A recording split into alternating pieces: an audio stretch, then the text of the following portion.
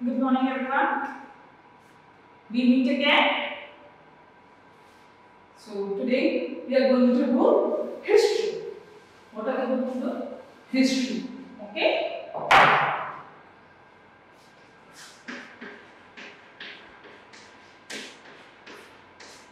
Lesson 4. Maharashtra before. Maharashtra before the times of Shivaji Maharaj. Okay, so that's what we were doing in the last class also, right? Here, what we did was learn about various paraganas. Then we had learned about kasbah. Then we had learned about villages or the mojas, right? So, and then we have come to know about the calamity of a famine. That is, there was a huge, great famine that occurred in Maharashtra in the year 1630, where because there was what is a famine? Basically, famine, I would like to remind you again, is a time where there was no rain for the whole year, not a drop of water. And you know how much rain is important for the survival of not only human beings, for every living organism. Without rain, when rain comes, yes, we do have that thing about floods and overflowing of water and everything. Agreed, but at the same time, it is a must for the survival. But in 1630, a time came when there was this famine where people were ready to sell themselves for a piece of bhakri. Bhakri is chapati, I guess. In Marathi, bhakri we call it as chapati because at that time it was a must. Because we could not grow any kind of food because there was no water or no rain. The entire, it's not only that, so many people, died because of that. So the entire families were destroyed, cattle, farm animals died. Because even they need water, isn't it? If there is no rain, how are they going to drink water? And the agriculture was devastated, the famine put an end to industries. Water is needed for each and every thing. And finally, because of that, people started moving to different areas, or the word moving, the other word we can use for that is migrating. So people started migrating to other places, looking for other kinds of job or for survival. Okay, now we'll do the work of the Warkari movement. What are we going to do? We are going to do Warkari movement.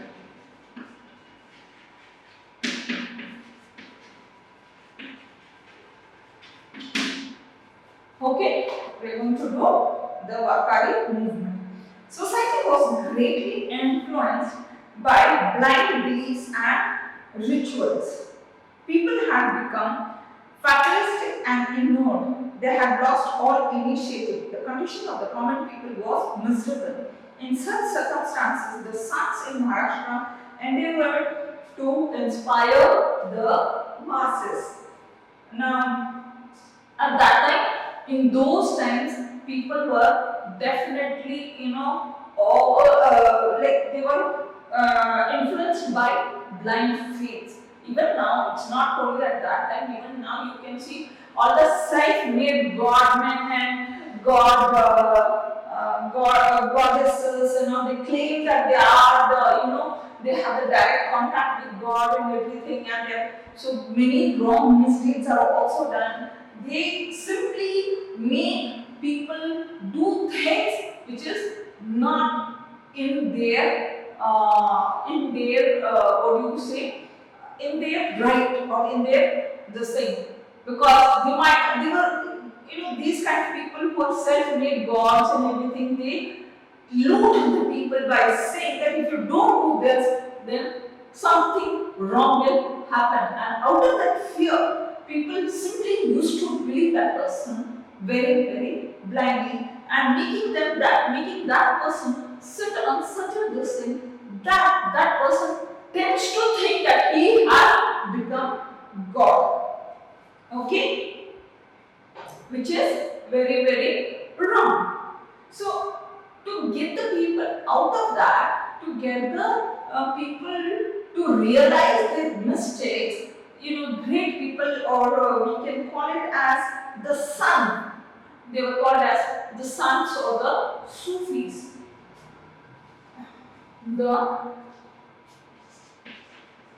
sons or the Sufis who took on themselves, to bring back the people to their to get and to make them realize as to where they were going wrong. Okay, we have such.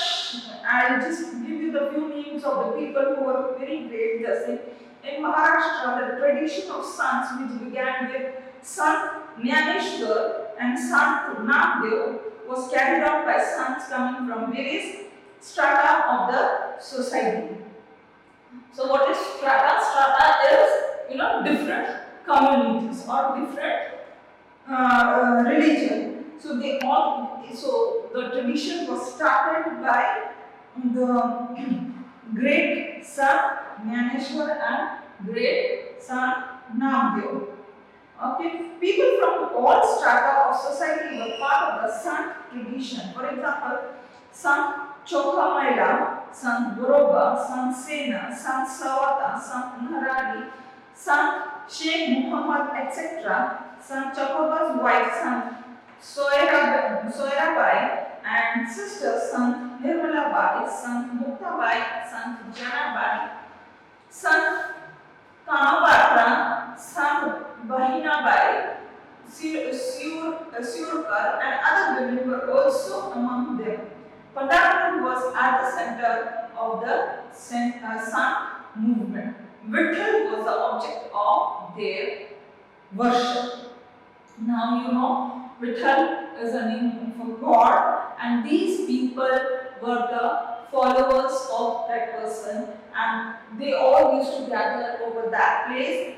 All these people and started preaching and telling the people about what is right and what is wrong according to the religion.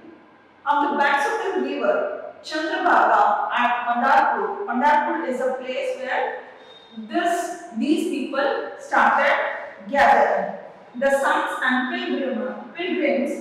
The pilgrims are the people who if you like now you have the Amarnath Yatra, we have various ways of like for Muslims it is Hajj. They go to Makkah. So the people who go to the Hajj, they are in your language, in the Marathi language, we would be the Varvaris, right? Then we have in Christianity, they go to Italy. There is that huge big church where they go and worship.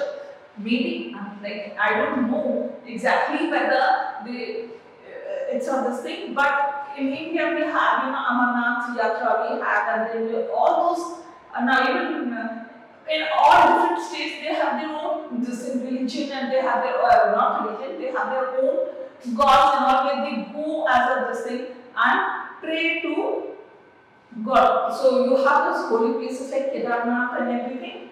So people go there. So all these people who go there for worship, they are called as the Varkaris. They are called as the Varkaris. Okay? Used to rejoice in their devotion, bhakti. Their equality was propagated through bhajans, kirtans, and unity meals, kala. What is Khalil like? If people used to get over there and listen to these people. They were the saints and the Sufi who used to preach. The people who preach, the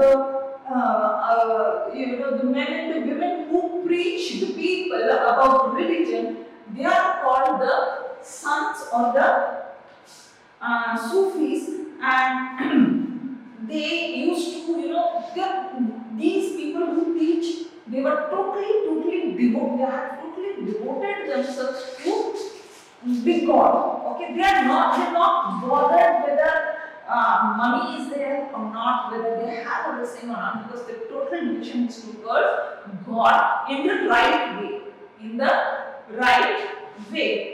And they would tell whatever is right, like for example, these people, whatever it is written in your holy book, that could be either Gita, Bhagavad Gita, Ramayana, all these things. So whatever actually is there, these people would spread this true things to the other people in the forms of bhajans, or bhajans are that poetic form of telling the stories of various gods and goddesses, or kirtans. Kirtans, like in Gurdwara, like I was saying, so we have that Amarnath Yatra, then we have that Gurdwaras also, we have this thing. So all these things. Now if you go to a Gurdwara, you will always find a langar going on, where the food is given free of cost to each and every person who enters a Gurdwara for a worship. So similarly, all these langars are in respective of this thing.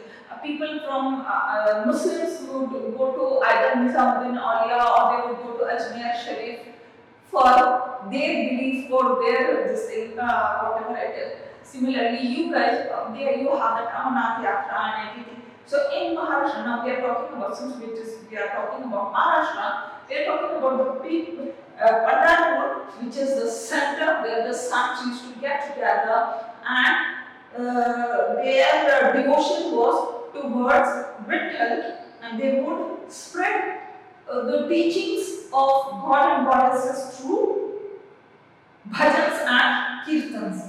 And there will be a huge one time this thing all the time. By one time, I don't mean that, like at home where we sit and eat food where somebody is eating at their own different time. No, there used to be a langar kind of a thing, which in Maharashtra it is called as Kalam. Now we are going to learn about Sant Namdev. We are going to learn about Sant Namdev. He was a great sant of Varkar movement. He was a skilled organizer. He performed excellent kirtans as well. He awakened the sense of equality in men and women belonging to all castes through the medium of kirtans. His pledge was Nachu Kirtan, Nache Rangi, Gyan Dip Lalu Jati. His Abhanga compositions are well known.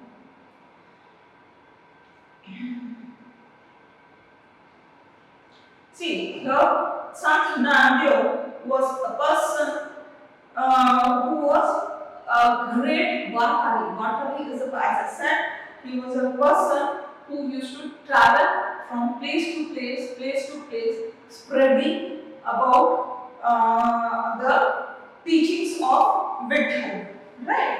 And through the mediums of his kirtans. Kirtans is, by saying in a particular verse, and you have sitting in front and saying your bhajans and everything. So he brought out that all men and women are equal. It is not to a particular sect that he was teaching, no, it is for everyone who would listen to him. His Abhanga is nothing but small poetic versions or poetic compositions. Okay? Many saints as well as common people were influenced by his teachings.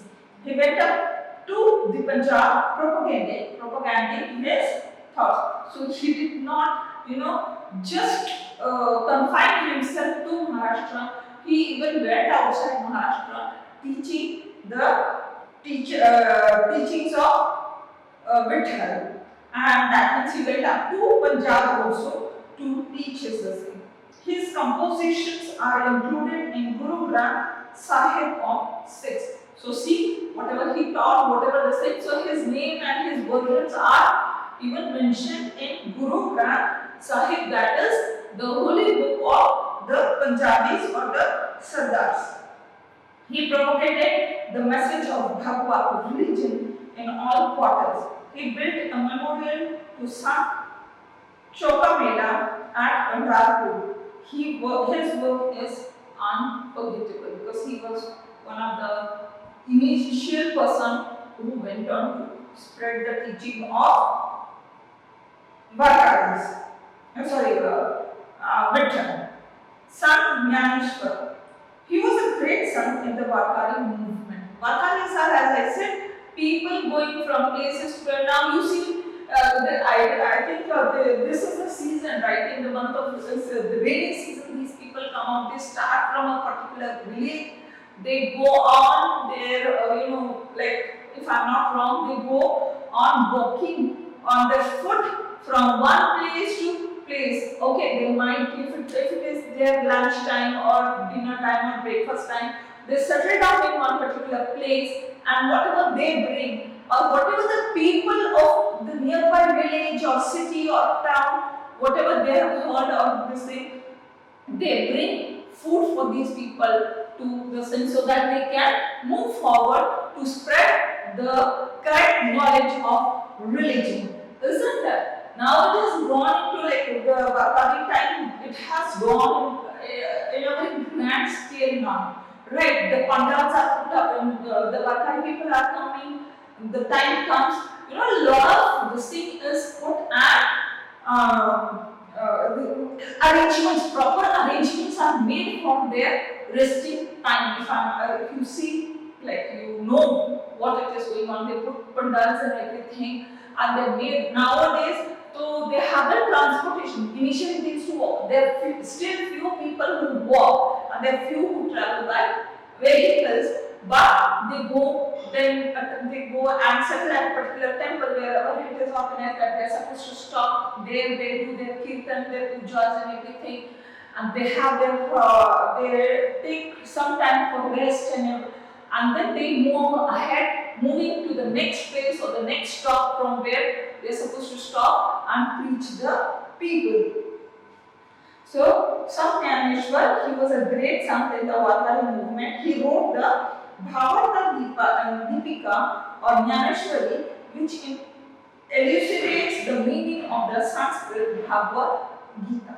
So now what did he write? He wrote, I just wrote this.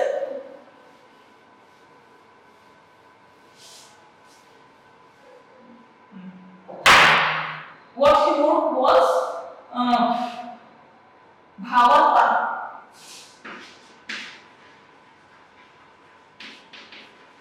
Bhavarta Deepika. Now what is Bhavarta Deepika? That is the translations or Jnaneshwari or Jnaneshwari.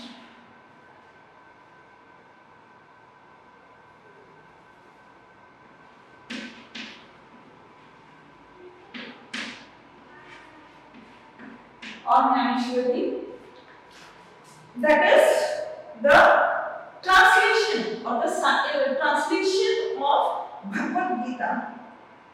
Bhagavad Gita, that is your holy book, which is written in Sanskrit. So, not many people know what Sanskrit language is. So, the religious book is always written in the regional language. Now, suppose you are the Bhagavad Gita, you are a Maharashtrian, so it is translated in Marathi.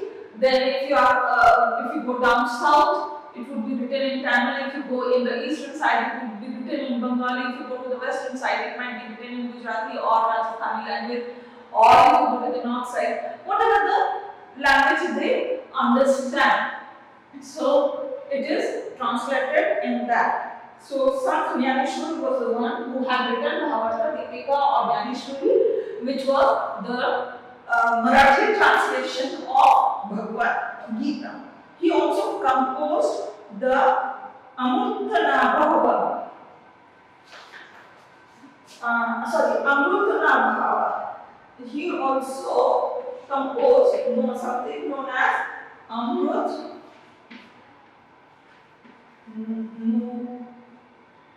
Amrutanu Bhava. Okay, Amrutanu Bhava. That is a poem. He has written a set of poems. He preached the importance of the path of devotion through his works and composition. He showed a simple way of worship and conduct which the common people could follow easily. He gave the prestige of religion to the Vartari movement.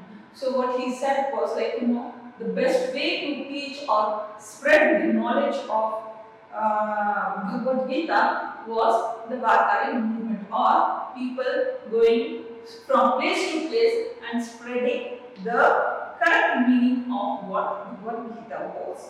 Though his life was spent in extremely adverse circumstances, he never lost the calm of his mind and never harbored bitterness. So maybe his condition was not that good, but yet he never complained. He never, cribbed, saying that I don't have this or I don't have that, and how can I do this and how can I not do that. No, he was always calm and peaceful. His Pasayadan in Naneshwari uplifts the mind. The poetic composition of his brother son Nivrutina and Sant Supadev and sister Muktabai are well known. So these are the poetic composition. What is the poetic composition? That when you write a certain poem, like suppose if you are a poet and you write poems, short poems. So they are called the compositions of poem. So he had spread his thoughts through that. Now we have Sant Eknath. The next sant that we have is Sant Eknath. He was a great sant of Bhakti movement in Maharashtra. His compositions are many and diverse. They include Abhanga, Gavalana, Bharu, etc. He has stated Dharma in detail and in a simple manner.